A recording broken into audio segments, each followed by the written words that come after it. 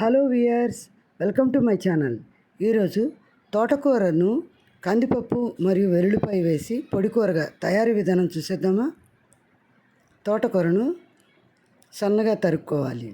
లేతగా ఉన్న కాడలను కూడా చిన్న ముక్కలుగా చేసి ఇందులో కలుపుకోవాలి. ముదురుగా ఉన్న కాడలను పీచి తీసి చిన్న ముక్కలుగా కోసి కూరను సిద్ధం చేసుకోవాలి. ఇసుక పోయేందుకు నీళ్ళలో వేసి కడగాలి.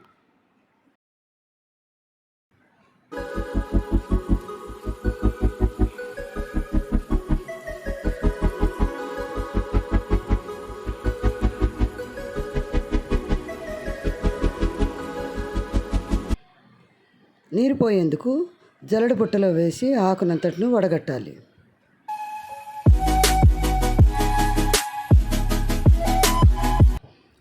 నీటిలో ఇసుక చూశారుగా. ఇప్పుడు రెండోసారి మంచినీటితో మరలా ఆకును కడగాలి.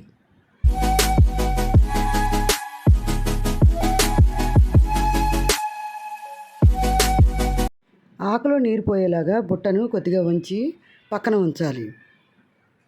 ఇందులోకి వేసేందుకు కందిపప్పును ఓ చిన్న గిన్నెడు తీసుకున్నాను.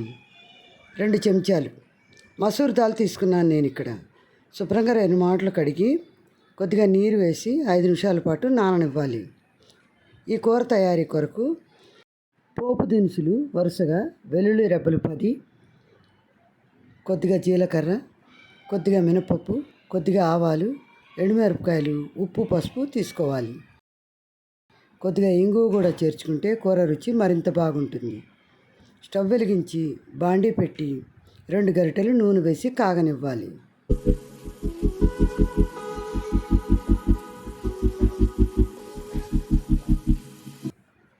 పోపు దినుసులను వరుసగా వేసుకోవాలి.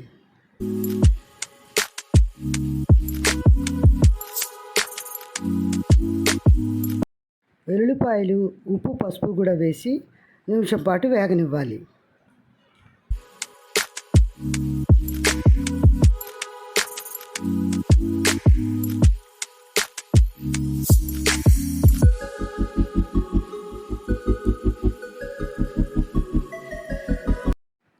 ఇంగువను కొద్దిగా వేయాలి.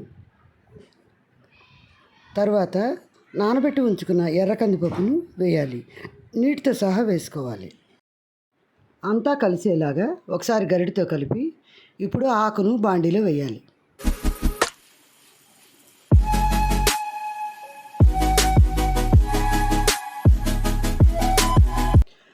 పలుచగా పరుస్తూ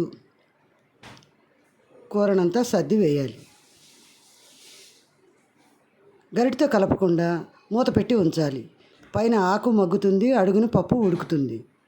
5 నిమిషాల అనంతరం మూత తీసి కూరను గరిటెతో ఒకసారి కలపాలి.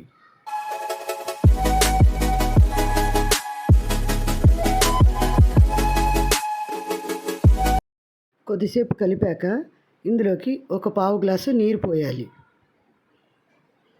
కూరను సర్ది మూత పెట్టి 2 నిమిషాల పాటు సిమ్లో ఉంచి ఉడకనివ్వాలి. 2 నిమిషాల అనంతరం మూత తీసి చూస్తే కూర రెడీ అయి ఉన్నది. ఇందులో రుచికి తగినంతగా కారం వేసుకోవాలి. నేను ఇక్కడ పావు చెంచా వేశాను. కూరను ఒకసారి కలిపి సర్వింగ్ బౌల్లోకి మార్చుకోవడమే.